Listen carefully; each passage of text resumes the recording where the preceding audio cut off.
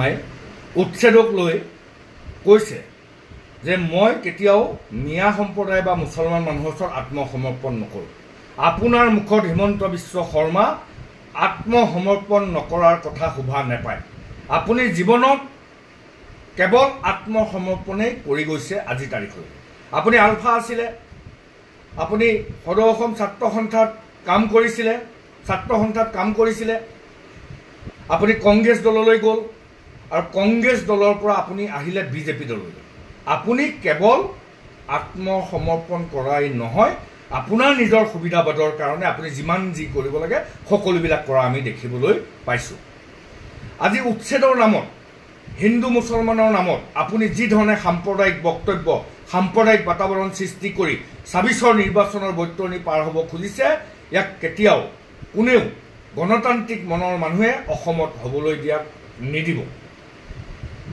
আমি সকলোৱে জানো যে যিসকল মানুহক উচ্ছেদ কৰিছে তেওঁলোক বিদেশী নেকি?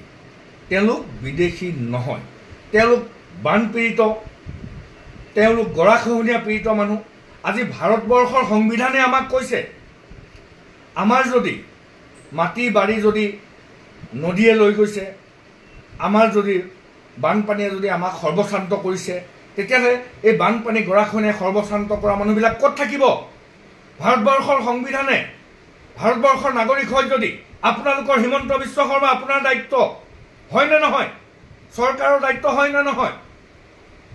আৰু আপোনালোকে নিৰ্বাচনৰ বৈতৰণি ২৬ৰ পাৰ কৰিবৰ কাৰণে যি ধৰণে আপোনালোকে উচ্ছেদৰ নামত ৰাজনীতি কৰিছে, মই সমগ্ৰ অসমবাসী ৰাইজক, গণতান্ত্ৰিক মনৰ মানুহক হাতজোৰ কৰি অনুৰোধ জনাইছোঁ, ইয়াৰ বিৰুদ্ধে সকলোৱে ফেচবুকতে হওক বা ৰাজহুৱাভাৱে হওক সকলোৱে প্ৰতিবাদ সাব্যস্ত নকৰিলে অসম আৰু অসমীয়া জাতিটো সম্পূৰ্ণৰূপে এই বিজেপি আৰ এছ এছ নেতৃত্বাধীন হিমন্ত বিশ্ব শৰ্মাই আমাক শেষ কৰি পেলোৱাৰ, নিঃশেষ কৰাৰ ষড়যন্ত্ৰ কৰিব লৈছে। আৰু এই ষড়যন্ত্ৰৰ বিৰুদ্ধে সকলোৱে ঐক্যবদ্ধভাৱে মাত মাতক, তীব্ৰ প্ৰতিবাদ সাব্যস্ত কৰক। আৰু হিমন্ত বিশ্ব শৰ্মাৰ যি হিন্দু মুছলমান ৰাজনীতিৰ জৰিয়তে সাম্প্ৰদায়িক বীজ বাষ্প বিয়পাই অসম আৰু অসমীয়াৰ মাজত ভাগ ভাগ কৰি যি উচ্ছেদৰ ৰাজনীতি কৰিছে, সবল প্ৰতিবাদ সাব্যস্ত কৰিবলৈ সকলোকে অনুৰোধ জনাইছোঁ। সকলোৱে আহক, আমি একেলগে এই সাম্প্ৰদায়িকতাবাদ, এই ফেচিবাদ, এই চৰিয়াতন্ত্ৰৰ বিৰুদ্ধে আমি প্ৰতিবাদ সাব্যস্ত কৰোঁ আহক।